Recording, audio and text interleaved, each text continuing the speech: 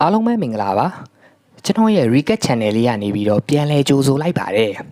်ဒီဇလန်လေးထဲမှာဆိုရင်တော့ဒေါက်တာအန်းဆိုတဲ့နှလုံးထူးခုဆရာဝန်တယောက်ရှိပါတယ်ပြီးတော့သူ့မှာအရန်ကိုချောမောလှပတဲ့အေမီဆိုတဲ့မိန်းမတယောက်လည်းရှိပါတယ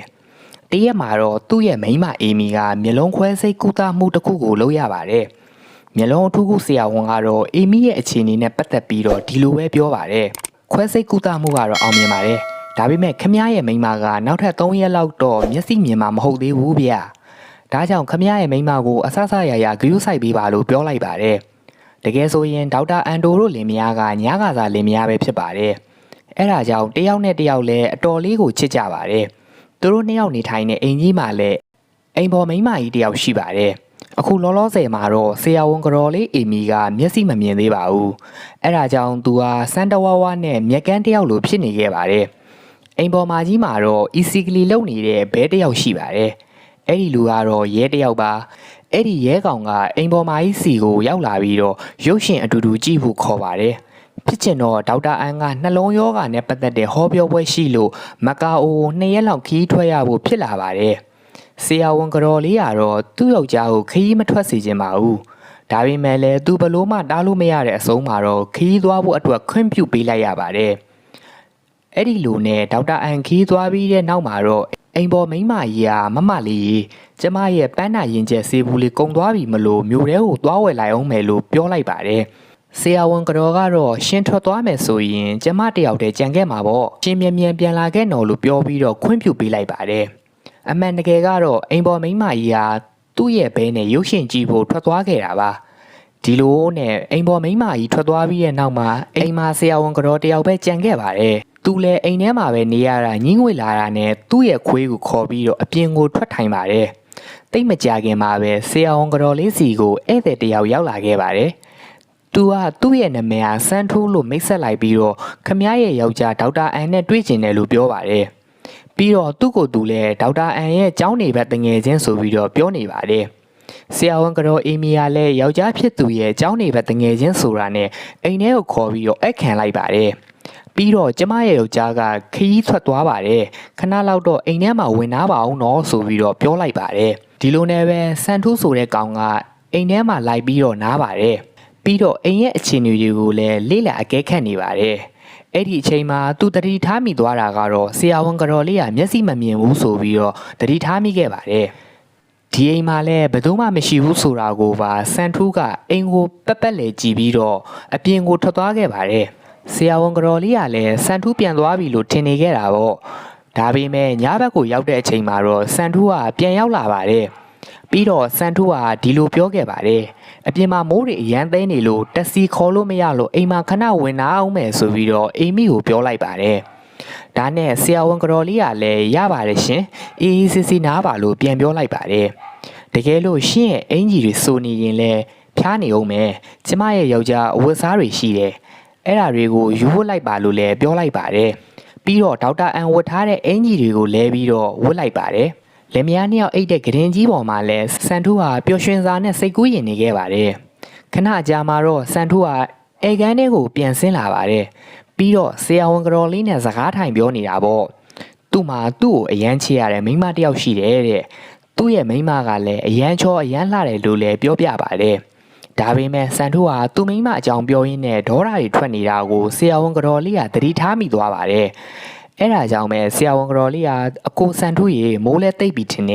ေရှင်ပြန်ချင်းပြန်လို့ရပြီလို့ပြောလိုက်ပါတယ်။အဲ့ဒါနဲ့စန်ထိုးကဟုတ်သားပဲဗျကျွန်တော်တတိမထားမိလိုက်ပါဘူးဗျာဆိုပြီးတော့အပြင်ကိုပြန်ထွက်သွားခဲ့လိုက်ပါတယ်။ဆရာဝန်ကတော်လေးကတော့နောက်ကနေတကားလိုက်ပိတ်ပြီးတော့အိမ်ထဲကိုပြန်ဝင်လာခဲ့ပါတယ်။ပြီးတော့သူကအခုချိန်ထိရေမချိုးရသေးတာမလို့ရေချိုးဖို့အတွက်ပြင်လိုက်ပါတယ်။မျက်စိမမြင်တဲ့ဆရာဝန်ကတော်လေးရေချိုးခန်းထဲမှာရေချိုးနေတော့စန်တိုးဆိုတဲ့နှာဘူးကောင်ကရေချိုးခန်းထဲကိုရောက်နေခဲ့ပါတယ်။သူကဆရာဝန်ကတော်လေးရဲ့ဝစ်လစ်စလစ်အလှကိုနှာဘူးကျနေတာပါ။ဆရာဝန်ကတော်လေးကလည်းသူ့နောက်မှာတယောက်ယောက်ရှိနေတာကိုရုတ်တရက်သတိထားမိသွားပါတယ်။ဒါကြောင့်မို့သူကဘသူလဲလို့អော်နေပြီးတော့တွေးတဲ့ပစ္စည်းကိုကောက်ကင်ပြီးလိုက်ရိုက်နေခဲ့ပါတယ်။အဲ့ဒီအချိန်မှာပဲစန်တိုးကပြေးဝင်လာခဲ့ပြီးတော့အေမီရေဒီနားမှာလူရိတ်တွေးလို့ပြန်ဝင်လာတာအဲ့ဒီကောင်ကိုကျွန်တော်လိုက်ဖမ်းပေးမယ်ဆိုပြီးတော့စန်တိုးကဆရာဝန်ကတော်ရှိရနဲ့တခိုးဖမ်းကြီးအောင်ဆောင်ခဲ့ပါတယ်။ဘာမှမသိရှာတဲ့ဆရာဝန်ကတော်လေးကတော့အရန်ကိုလန့်နေခဲ့ပါတယ်။ စန်ထူးဆိုတဲ့နှာဘူးကောင်ကလည်းနွားနို့တွေကိုအိတ်ဆေးတွေထည့်လိုက်ပါတယ်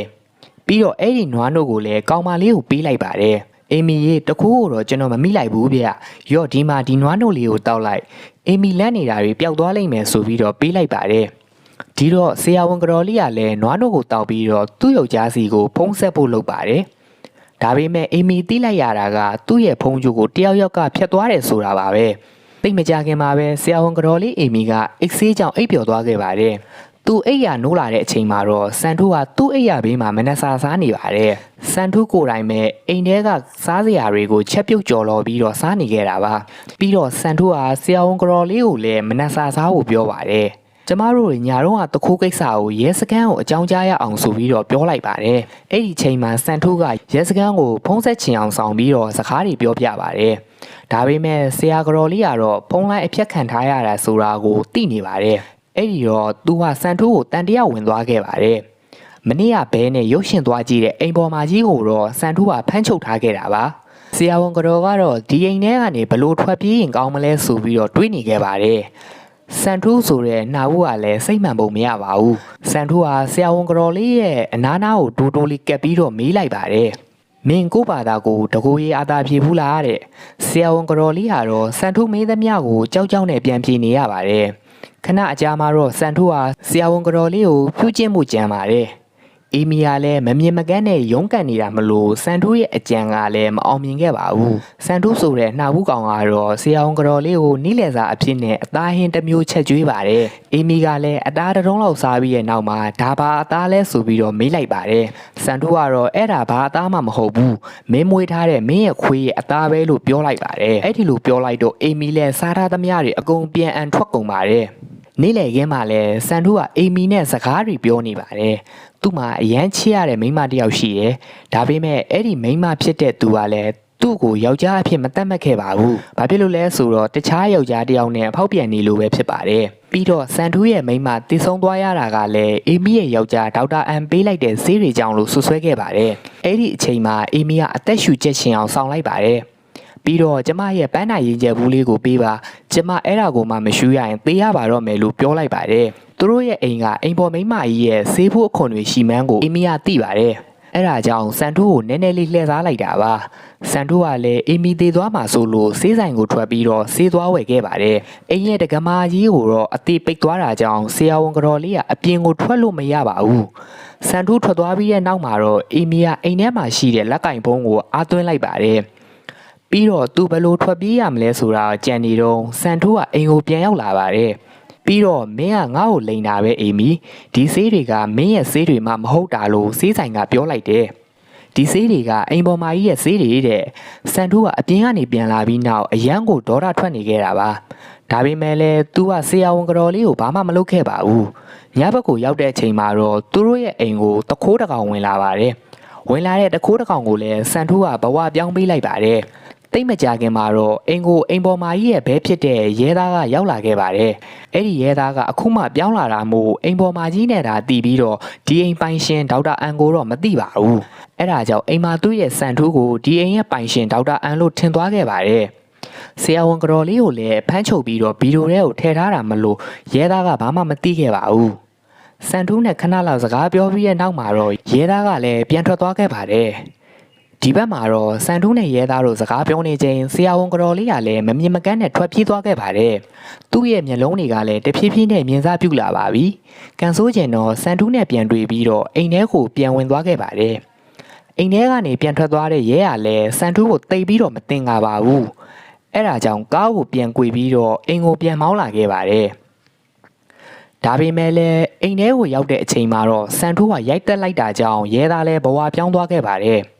ရဲကိုတက်ပြီးတဲ့နောက်မှာတော့စန်ထူးကရဲသားရဲ့တနက်ကိုယူပြီးအိမ်မီကိုချိန်လိုက်ပါတယ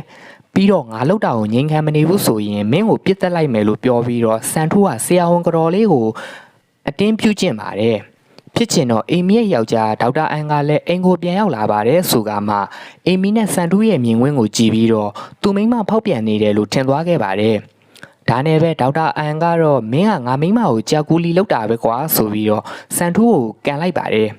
စန်ထူးကလည်းလက်ထက်ကတနက်နဲ့ဒေါက်တာအန်ကိုပြန်ချိန်ပြီးတော့ဟေ့အောင်တခိုးကလူပြန်ဟစ်နေသေးတယ်ငါမိမနဲ့ခိုးစားခဲ့တာငါမတီးဘူးများထင်နေလားဆိုပြီးတော့သူတို့နှစ်ယောက်လုံးထွေးကြပါတော့တယ်အေမီကလည်းသူ့ယောက်ျားအကြောင်းကိုတီးလိုက်ရတော့အယမ်းကိုအံ့ဩသွားခဲ့ပါတယ်အဲ့ဒါကြောင့်အေမီကမပြေမကန်းနဲ့နှစ်ယောက်လုံးတီးခြင်းနဲ့ကောင်သေးကွာဆိုပြီးတော့ဝင်ရိုက်လိုက်ပါတယ်အဲ့ဒီအချိန်မှာဒေါက်တာအန်ကတော့စန်ထူးရဲ့လက်ချက်ကြောင့်ဒဏ်ရာအကြီးကျယ်ရသွားခဲ့ပါတယ်အေမီကတော့စန်ထူးကိုမမြင်မကန်းနဲ့ခုခံရင်းဓာတ်ဆီတွေကိုမိဖို့တဲကိုထည့်လိုက်ပါတယ်မိဖို့ကြီးပောက်ကွဲသွားတဲ့အခါမှာတော့စန်ထူးလည်းဒဏ်ရာတွေရသွားခဲ့ပါတယ်ဒီလိုနဲ့လာနှင်းငယ်ကြပြီးတဲ့နောက်မှာတော့အေမီရဲ့မျက်လုံးကပုံမှန်အတိုင်းပြန်မြင်လာခဲ့ပါတယ်ဒီလိုနဲ့အေမီကတယောက်တည်းနေထိုင်သွားရင်းနဲ့ဇလန်းလေးကဒီမှာပဲပြီးဆုံးသွားခဲ့ပါပြီကြီးစုအားပေးတဲ့ပရိသတ်တယောက်ချင်းစီတိုင်းကိုကျေးဇူးအထူးပင်တင်ရှိပါတယ်ခင်ဗျာ